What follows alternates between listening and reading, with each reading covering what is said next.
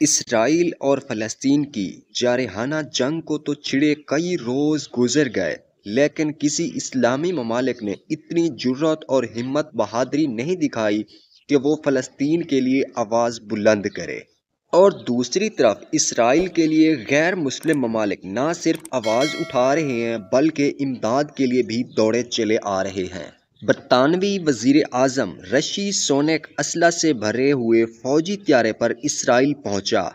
دنیا نے ایسا منظر پہلے نہیں دیکھا کہ ایک ملک کا وزیر اعظم خود اسلحہ بردار فوجی طیارے پر اسلحہ بھر کر دوسرے ملک کی مدد کو اس انداز سے پہنچا ہو۔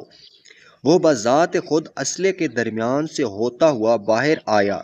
یہ باور کراتے ہوئے کہ وہ اس قتل عام میں پورے قد آور ملکی طاقت کے ساتھ اسرائیل کے ساتھ کھڑا ہے،